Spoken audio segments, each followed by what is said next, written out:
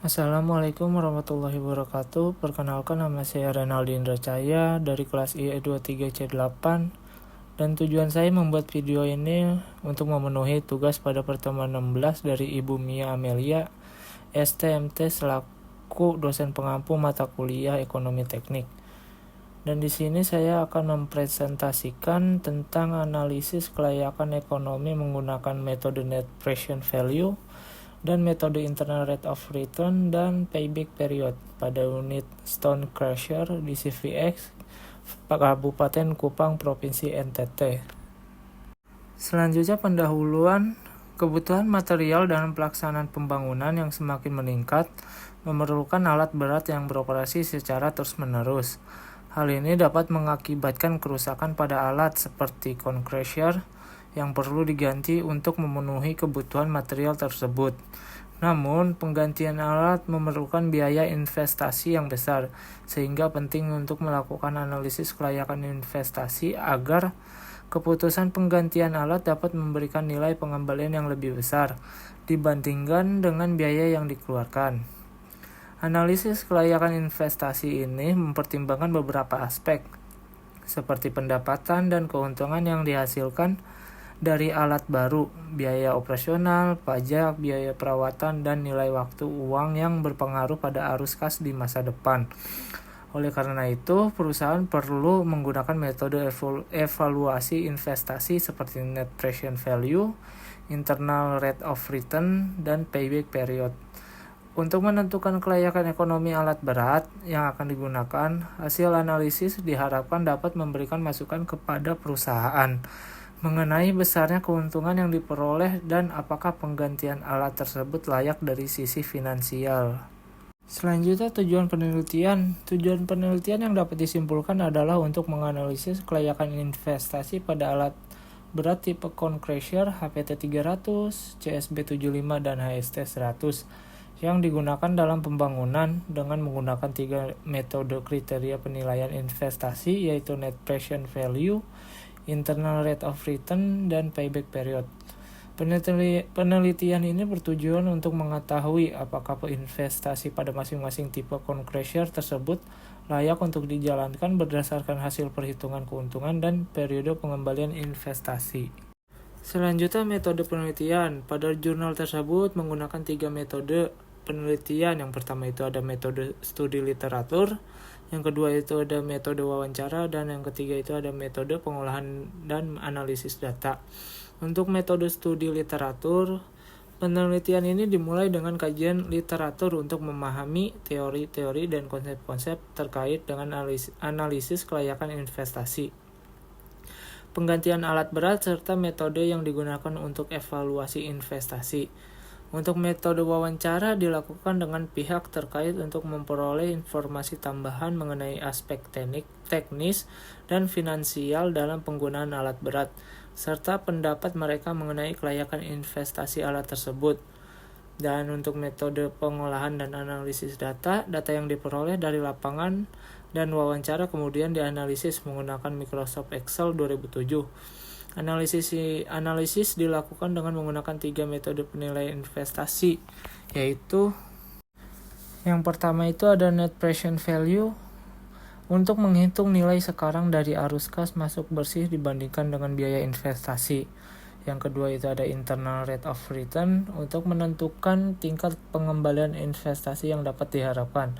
Dan yang ketiga itu ada Payback Period untuk menghitung waktu yang dibutuhkan untuk mengembalikan investasi yang dikeluarkan. Hasil dan pembahasan penelitian pada jurnal tersebut, CVX berencana untuk berinvestasi mengganti alat berat cone crusher yang rusak. Ada 3 tipe cone crusher dipertimbangkan berdasarkan harga dan kapasitas produksinya. Untuk yang pertama itu cone crusher HPT 300 dengan harga 739.350.000 dengan kapasitas 110 ton per jam. Dengan komposisi produksi per jamnya itu batu pecah ukuran 3/5 dengan 38,5 ton, batu pecah ukuran 2/3 31,9 ton, batu pecah ukuran 1/2 19,8 ton, dan batu pecah split 8,8 ton, abu batu 9,9 ton. Dan untuk total aliran kas masuk selama 1 tahun penjualan batu itu dengan 8.355.272.000. Dan total aliran kas keluar selama 1 tahun itu 2.782.018.739,6. Dan yang kedua itu Concrusher CSB 75 dengan harga 686.250.000 dengan kapasitas 50 ton per jam. Dengan komposisi produksi per jamnya itu batu pecah ukuran 3/5 20 ton, batu pecah ukuran 2/3 16 ton, batu pecah ukuran 1/2 8 ton, dan batu pecah splitnya itu 3 ton, abu batu 2,5 ton. Dan total aliran kas masuk selama 1 tahun penjualannya itu 3.438.520.800. Total aliran kas keluar selama 1 tahun itu 2.219.553.779,2.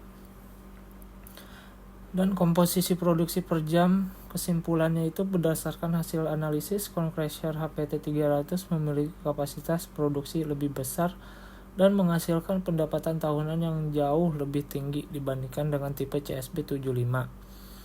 Meskipun memiliki harga investasi yang lebih mahal, namun kedua tipe Concrusher menunjukkan potensi keuntungan yang signifikan dalam mendukung kebutuhan produksi material perusahaan. Selanjutnya, analisis kelayakan investasi pada mesin Concrusher HPT 300. Yang pertama itu menggunakan net present value dengan rumus NPV sama dengan N sigma T sama dengan 0. CFT dibagi 1 tambah R pangkat T min C0.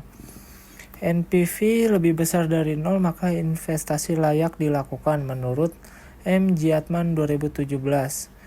Berdasarkan jurnal tersebut, hasil yang diperoleh nilai NPV sebesar 11.127.634.937, maka investasi layak dilakukan. Dan saya akan menjelaskan tentang rumus NPV. Untuk CF itu aliran kas bersih pada tahun, R tingkat diskon atau cost of capital, dan T itu tahun ke berapa, dan C0 itu investasi awal.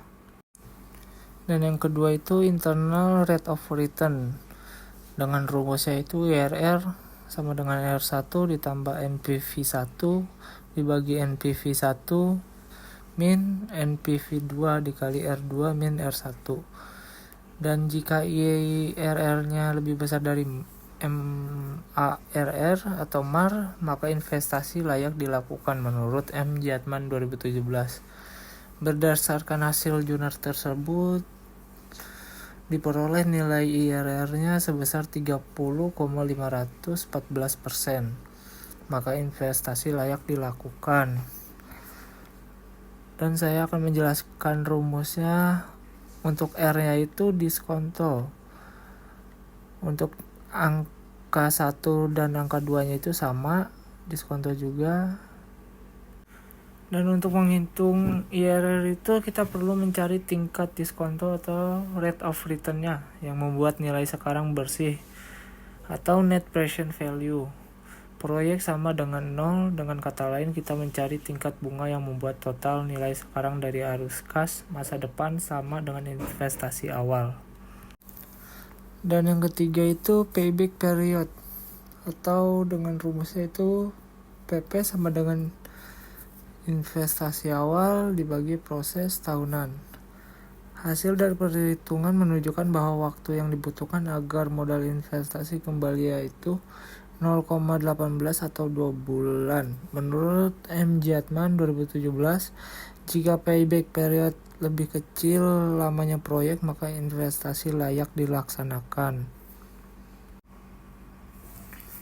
Dan untuk mesin compressor CSB75 itu net present value-nya berdasarkan hasil pada jurnal tersebut, nilai NPV diperoleh sebesar 4.803.28.491, maka investasi layak dilakukan.